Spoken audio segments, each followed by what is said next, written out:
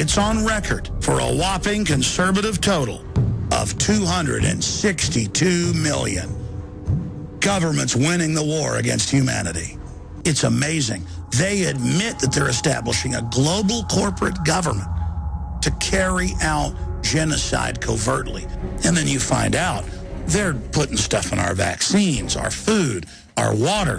They're engineering Trojan horse genetic traits into food that are causing organ failure and sterility. And you realize that a bunch of crazy psychos are in control. Now I am become death, the destroyer of worlds. If a black death could be spread throughout the world, once in every generation, survivors could procreate freely without making the world too full. Bertrand Russell. Sick control freaks who hate humanity so much that they spend their every waking minute trying to think of ways to set up a global government so they can exterminate us and our families. My God.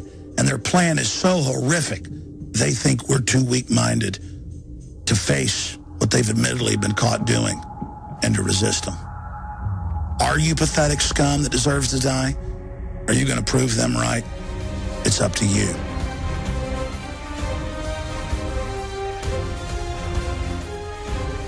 All right, folks, that is the trailer for the documentary New World Order Blueprint of Mad Men. Please get that trailer out to everyone.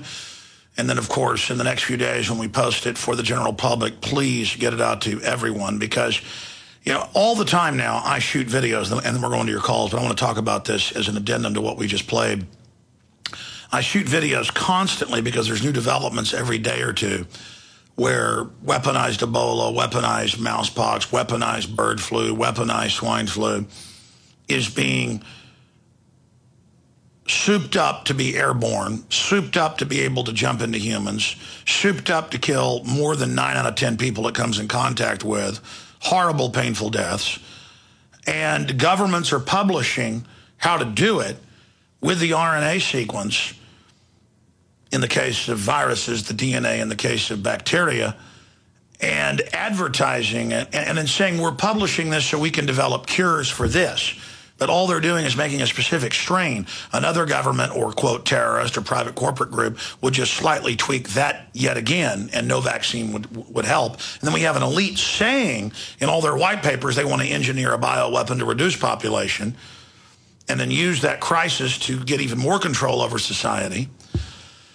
And then I get up here and say, I think this is the big threat. And people say, no, you're being a fearmonger. The threat is hijackers that kill a few hundred people a year maximum, less than honeybees, less than champagne corks. I mean, you know that drill. I go over it all the time because it's true. I mean, I'm told give up my whole way of life because of terrorists and be all fearful, and the police question anybody, you know, shooting video of a bridge or a Capitol. Aaron Dykes, a couple of years ago, the video's online, was shooting footage of the Texas Capitol so that he would have a cutaway shot when they went in to cover hearings inside.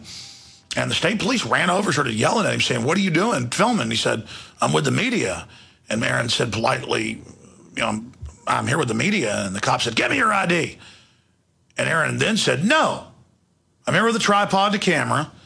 I mean, again, like a terrorist would just go to Google Maps. A terrorist would just drive by and take a photo covertly.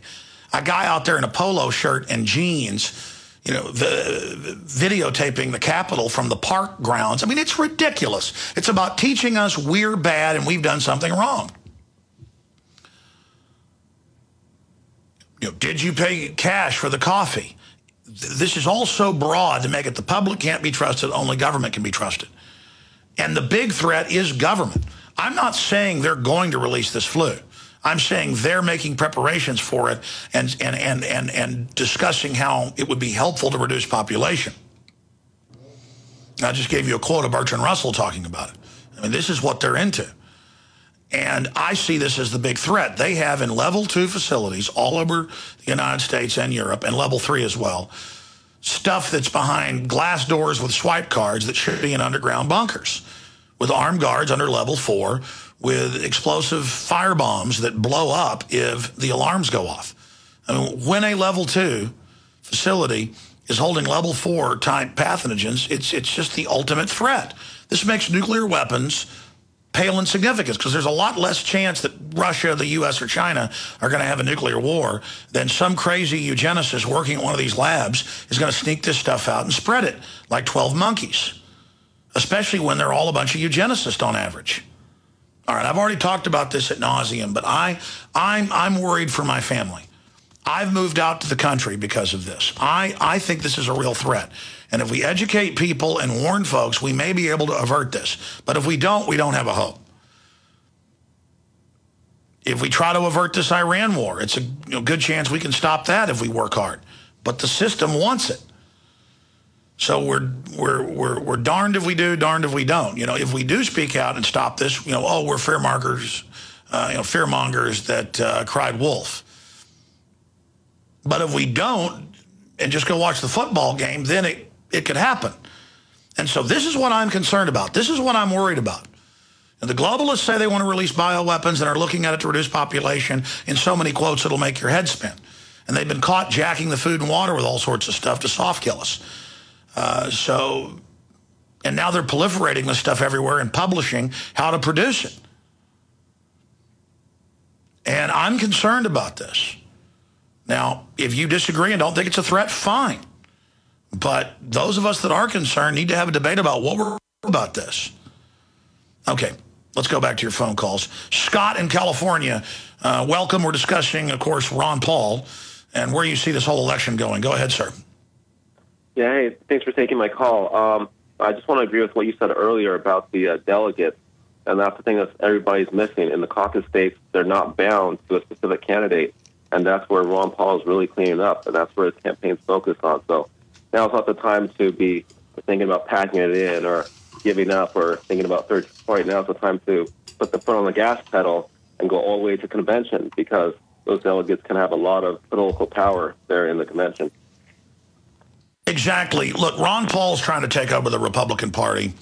Libertarian constitutionalists, Barry Goldwater type real conservatives are trying to take over the Republican Party. And we can do it. I mean, if a bunch of global corporations took it over, and in the past, whenever there's going to be a good candidate that they don't want, they use the delegate process to block them. They use the delegate process to make Ronald Reagan, who spoke out against the New World Order, the Trilateral Commission, the CFR in 1979, 1980. This was on record. They forced him to take George Herbert Walker Bush on, and then he basically became the shadow president, especially after Reagan got shot by the guy that had dinner the night before with the Bush family, on record. Look that up, Denver Post, Washington Post. You can't make up this type of weirdness. And so we need to get in there and force issues. Now, we're not saying we try to force Ron Paul on as the VP. That's already been discussed. But we need a big fracas there at the convention. And we need to continue to build steps towards taking over not just the Republican, but the Democratic parties. There's more than one way to skin a cat. And that's where we're coming from. Anything else? Are you getting Dick Gregory back on the show anytime soon? Because I know that the interview you did a couple of years ago with him was really powerful. But I wonder if you could get him back on. That's a good idea. Chris, put that down. Let's get Dick Gregory back on and get his view, of former confidant of course, Martin Luther King, famous civil rights activist, talking about the New World Order, all of it. We want to get Dick Gregory on the show. Thank you, guys. All right, let's jam in one more call. Scott in Idaho, another Scott. You're on the air. Welcome. Hi, Alex. The football analogy is a good one. I don't even think we're at halftime yet, and but it may not be too early for a lot of us to go to YouTube and listen to the speech by Newt Rockne at halftime, the famous football speech. My understanding is that only 34 or 37% of the delegates will be apportioned out after Super Tuesday. So we're not even at the halfway point yet. I believe that it's a possibility that Ron Paul may lose the Republican nomination. I still have a great deal of faith and hope that the underdog can win, but he's winning the bigger battle, Alex, for the hearts and minds of the liberty-minded Americans that are waking up in exponential numbers. I believe in this instance that the message is far more important than the man. I also believe that Dr. Paul has brought forward to the American people an idea that cannot be stopped from spreading. Let's think of it like a liberty virus, and And that's how I see it. I've been to Ron Paul when he was here in an unannounced stop here in Idaho at the University of Idaho. He packed out the ballroom. There were more people outside that didn't get inside but were waiting for Dr. Paul when he left. And I think that's the kind of action. No, listen. He's the real front runner. That's why he gets most of the military donations. That's why he was winning all the straw polls. They have stolen it. And I'm saying don't have your hopes dashed if they start stealing. And I agree, we are at halftime. And it is a battle of ideas. And we are winning by being on the field. And we're also exposing the fraud. We've got to engage these guys. I've seen the longevity products work. I don't want any shackles on my children either. Don't want no shackles. Yeah, I got the blues about Big Brother. I got the blues about tyranny. Yeah, I say down with Big Brother. Crank it up for a minute. It's Jimmy Vaughn fighting the New World Order. Got the blues about my freedom. Got the blues about tyranny. I got the blues about my freedom. Got the blues about tyranny. I sat down with Big Brother and the national ID. That's right. Don't want a chip in my wallet, chip in my car. And if I want to travel, it's nobody's business how far. Don't want no shackles. Don't want no shackles on me. In the land of the free, home of the brave, you don't want shackles on you, Jimmy? Shame on Big Brother. Shame on Big Sis. That's right. How about we trace you, government, shipping the guns into Mexico? Chip in my mother, chip in my wife, a chip in my babies. Stay out of our life. Don't want no shackles. You got that, you crooks, you bank-robbing New World Order, counterfeiting trash. Get out of our lives. Stop telling us how you're doing it for our own good. We got Foster Gamble and Kimberly Gamble who've got the new film out, Thrive, that we're carrying at Infowars.com, joining us at 8 after. And they'll be with us for the rest of the hour after that. But in the third hour, it'll be open phones and news again. But let's hurry through your calls right now in this segment and the next. Talking about Ron Paul. Look, I'm just being realistic. He wins by running. He has been the front runner.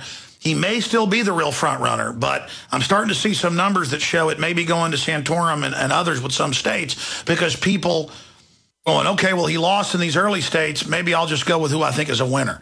There's going to be that self-fulfilling prophecy idea. But there is fraud. He has been the front runner. If you look at all the metrics. And I just don't want people getting bummed out if Ron Paul doesn't get the nomination. And it could still happen. But we're winning by injecting real issues, so keep supporting. Let's go ahead and talk to Keith in Indiana. You're on the air. Welcome. Thank you very much. I just wanted to say I'm going to be a delegate for Indiana at the Republican convention, and I've only been involved in this now for a few weeks since around here you have to head the file a few weeks ago. And apparently the argument was about from everybody within the party itself, separately from the primaries, is that they're telling everybody that Ron Paul is actually not a pure Republican. There's a lot of people, even in my area, who really like him who are Democrats, and a lot of the Democrats want to switch over in states and vote for him. And the Republican Party is preaching this idea that he actually is like infecting the party with a disease from outside the party. Oh, no, let's be clear. Let's be clear. Ron Paul and Alex Jones and all of us and you, Keith from Indiana, we're infecting the Democrats and Republicans with America, with the Bill of Rights, with common sense. No, they're absolutely right. They're these foreign bankers posing as patriots who've taken over the Republican and Democratic parties where there's no difference except in rhetoric. Ron Paul's bringing back what made America great. Read what he says versus the Founding Fathers. It's identical. And he's not really a Republican. He's an American, and the Republican Party was closer to his American beliefs. That's why he first ran for Congress that way, 25